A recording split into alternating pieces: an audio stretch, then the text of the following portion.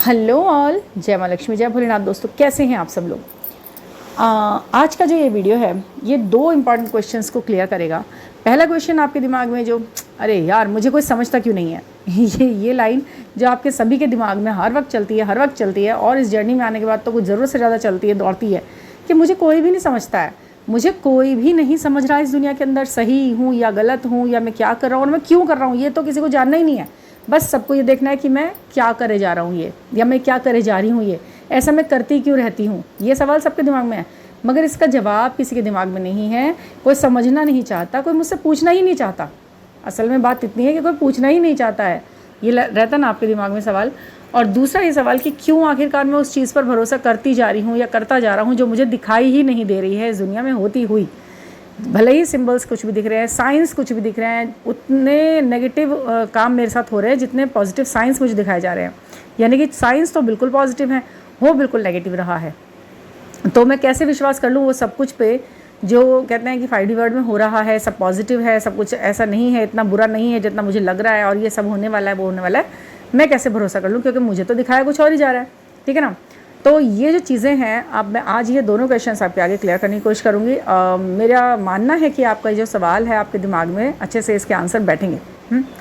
तो पहला क्वेश्चन लेते कि आखिरकार मुझे कोई समझता क्यों नहीं है।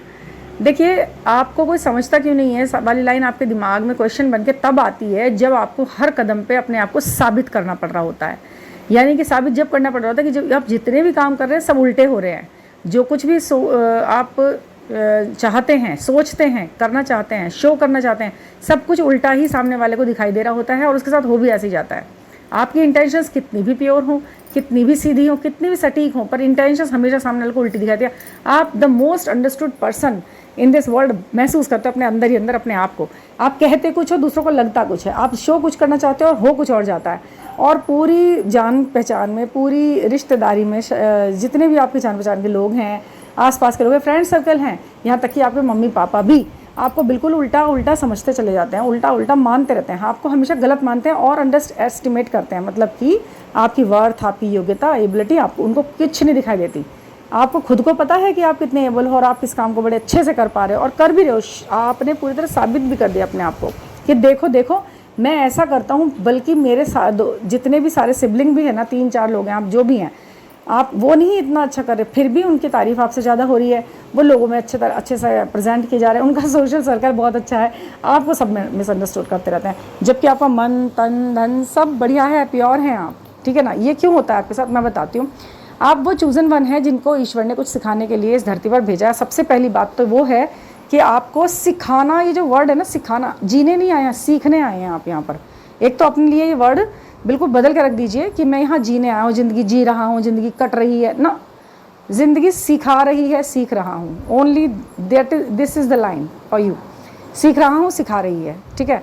तो मैं क्या सीख पाया हूँ, ये सीख लिया, इससे भी ये सीख लिया। मतलब कुछ भी आपको देने नहीं आया है यहाँ पर कोई, आपका तो बिल्कुल नहीं देने आया कोई। मतलब आप अगर ट्विन फ्लेम हैं और जर्नी में हैं और अवेकन हैं, अवेयर हैं, हो चुके हैं, समझ लीजिए आपको कोई कुछ नहीं देगा यहाँ पर, आपके मम्मी पापा भी। जबकि आप देखते आ ना बचपन से, मेरे साथ ये होता है, मेरे फ्रेंड सर्कल में ऐसा होता है कि फ्रेंड सर्कल में उनके मम्मी पापा तो उनके साथ ये सब करते हैं, मेरे को ऐसे ट्रीट करा जाता है, जबकि मैं भी इनकी सगी संतान हूँ, सगी औलाद हूँ मैं।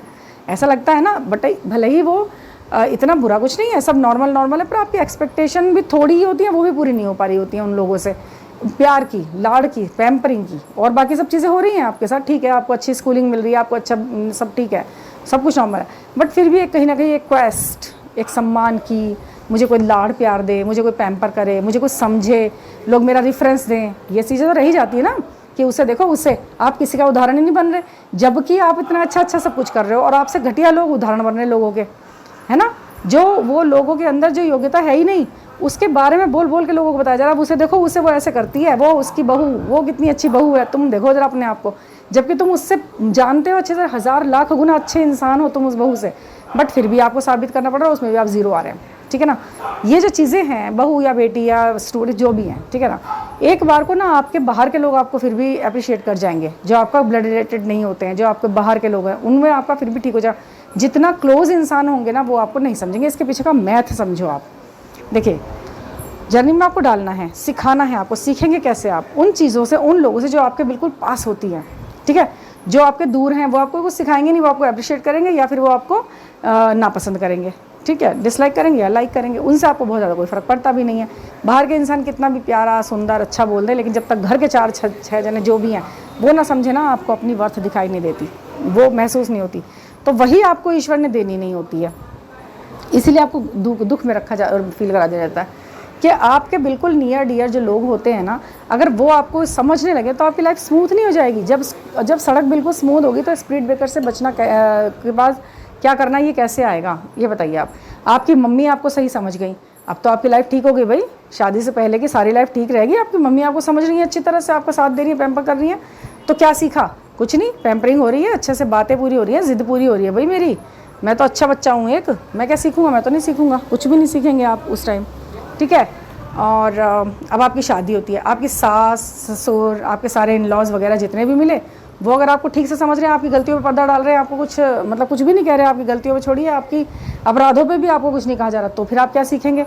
आप जहाँ हैं वहीं रहेंगे, वो ज़ीरो है ज़ीरो ही रहेंगे। उन लोगों के लिए समझ लीजिए ये चीज़ें जिन्हें मिल रही है ये बेफालतू की पैम्परिंग, बेफालतू की, यानी कि उनको भगवान बिल्कुल कुछ नहीं सिखाना चाह रहे हैं, उन्हें डम्ब रखना चाह रहे हैं, डम्ब बिल्कुल। तो समझ लीजिए अब क्या आपको सिखाना है, तो आपकी सास भी आपको ट्रिगर देती रहेगी, आपका कार्मिक क्लियर करती रहेगी, आपको ससुर भी कहते हैं, और हस्बैंड और वाइफ भी आपस में एक दूसरे को ऐसे ही कि दूसरे का हस्बैंड तो इतना अच्छा है, वो तो कुछ भी नहीं करती फिर भी तारीफ़ें हैं, और मेरा हस्बैंड मुझे कुछ नहीं समझ रहा जबकि मैं इतना कुछ, भाई क्या करें, नहीं ना।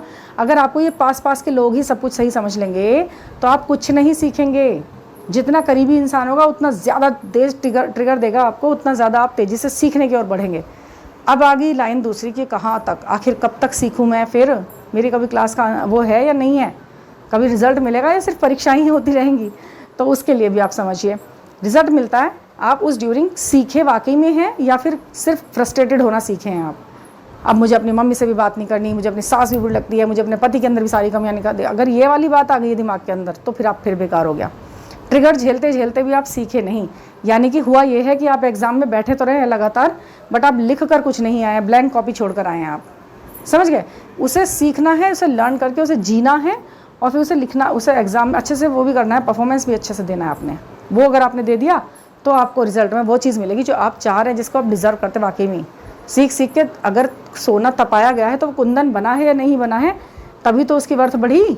ऐसे ही थोड़ी ना बढ़ जाएगी कि हमने तपाया तो रखा, वो कुंदन बनाई नहीं, उनने तो अपने ऊपर शील्ड ही कोई और से चढ़ा रखी थी, लोहे की या प्लास्टिक की कोई ऐसी शील्ड थी कि वो कुंदन तो बनानी, आग में पड़ा जरूर रहा है वो लंबे समय तक, मगर उन्हें अपने अंदर ज़रा भी तनिक भर भी चेंज नहीं आने दिया है। आग में तो पड़े रहना उसकी मजबूरी थी, समझ रहे हैं आप।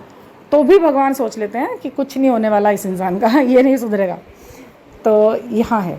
अच्छा जी, दूसरा टॉपिक रहा। अब दूसरे टॉपिक पे जाने से पहले ये तो क्लियर हो गया ना कि आपको कोई समझता क्यों नहीं है, इस चीज़ को अब आपने बिल्कुल ख़त्म कर देना अपने मन से। जो भी इंसान आपके सामने इस समय बैठा है या आपके आमने सामने घूम रहा है ना, या मम्मी पापा चाचा चाची बहनें भाई पति सासे, ये जितने भी लोग घूम रहे हैं और आपको गलत कुछ भी मिसअंडरस्टैंड कर रहे हैं, तो समझ लीजिए कि ये वो व्यक्ति हैं जो मुझे भगवान का दिया काम कर रहे हैं सिखाने का। ये मुझे नहीं समझेंगे, मुझे समझेंगे ही नहीं ये कभी भी। और आप इतिहास गवाह है कि सही इंसान को कभी भी जीते जी समझा ही नहीं जाता, चाहे वो 100 साल जी के चला जाए, उसके जाने के बाद उसे सब समझते हैं, ठीक है ना। तो यहाँ पर यही है भाई, यही है भाग्य की विडंबना। ईश्वर ने सोचा होता है कि इसको इस जन्म में तो ऐसे ही रहना है, ठीक है। अच्छा जी, सेकंड हमारा ये रहता है कि आप कब तक, कैसे एनर्जी से प्यार करना कैसे पॉसिबल रहेगा, जब तक, कब तक, केवल एनर्जी से प्यार कब तक किया जाए।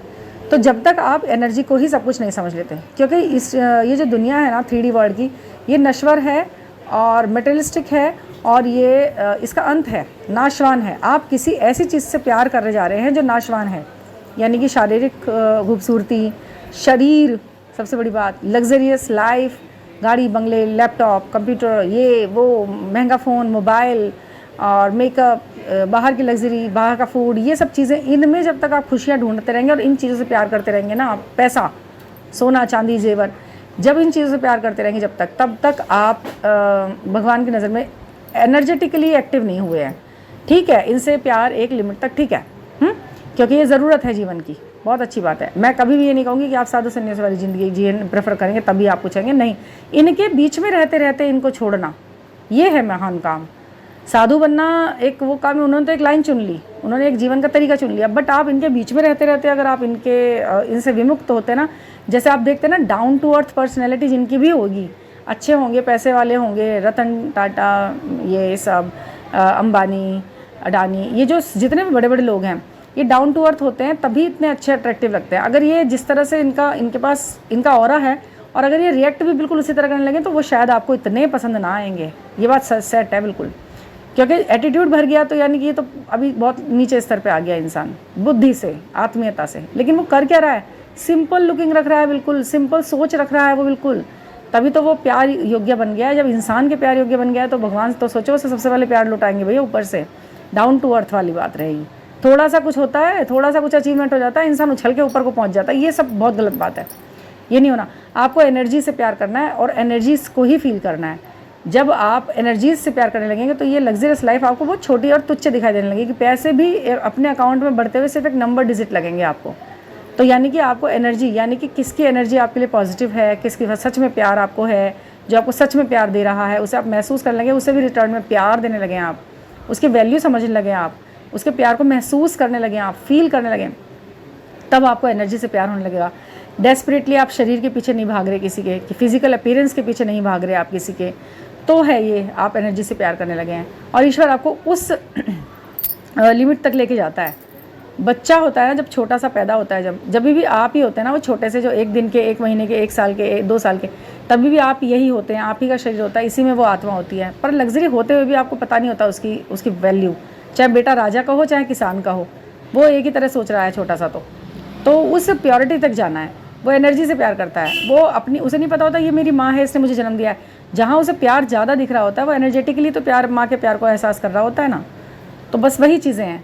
आप अपने डीएम को, डीएफ को एनर्जेटिकली उसको प्यार सेंड करने लग जाओ, उसके प्यार को फील करने लग जाओ एनर्जेटिकली, तो इस लिमिट तक आपको थका देते हैं ईश्वर कि भैया बस यही सोच ले कि यही है वो तेरा आसपास और तू इसमें संतुष्ट हो। जब आप उसमें सच में संतुष्ट होना शुरू हो जाते हैं तभी वो आपको दिखाते हैं कि भाई देखो अब ये है, अब आप इसे मतलब इसके साथ खुश रहो, 3D वर्ड में खुश रहो। अगर आपने ये कॉन्ट्रैक्ट लिखा है तो समझ गए आप। तो इसलिए एनर्जी से आपको प्यार कराना शुरू करते हैं कि एनर्जी ही सब कुछ है, इमोर्टल है। ये क्या है ना, आपको जब तक 3D वाले इंसान से प्यार रहेगा ना, तब तक आपको उससे प्यार रहेगा जब तक वो दिखाई देता रहेगा। मान लीजिए, देखिए है तो डीएम डीएफ है, चलो भले ही कुछ भी है तो इंसान ही, कभी ना कभी तो इस दुनिया से उसे आना जाना होता है। तो जब जाना होता है और एक जना रह जाता है, तब क्या वो प्यार ख़त्म मान लेते हैं आप? सोचिए, जिनके डीएम डीएफ इस दुनिया में नहीं है, क्या वो अब अपनी ज़िंदगी को निरर्थक मान लें या वो खुद ही मर जाए? क्या करें वो, हैं? नहीं ना, उनको उनकी एनर्जी को फील करते हुए प्यार करना होता है। तो अब आप उनके रहते रहते क्यों एनर्जी से प्यार नहीं कर पा रहे आप उनकी? आपको इस दिशा में सोचना आ जाए, ये चाहता है ईश्वर। ठीक है, ये जो लाइन मैंने बोली है ना लास्ट में, ये है इस बात का सारा सार कि क्यों एनर्जी से प्यार करना सिखाते हैं आपको। तो वो चीज़ होने से पहले ही वैसा हो जाए। हर किसी की एनर्जी, हर किसी की सोल आपके लिए है और आपकी उनके लिए है जो आपसे प्यार करते हैं। ठीक है ना? तो ये इस तरीके की चीज़ें, आज मुझे लगता है इन दोनों का सवालों का जवाब आपको अच्छे से सेटिस्फाई मिल गया होगा। और कोई पर्सनल गाइडेंस लेनी हो तो फिर 9410671874 पर आप मुझसे कांटेक्ट कर सकते हैं और अच्छा गाइडेंस मिलेगा। न्यूमेरिकली, टैरो से, आकाशिक, कुछ भी आपको पूछना हो, कैसे भी पूछना हो, मैं आपको बताऊंगी। रिचुअल्स बताऊंगी जो इफेक्टिव होंगे, पावरफुल बनाएंगे आपको अंदर से। ठीक है ना? तो थैंक यू फॉर लिसनिंग।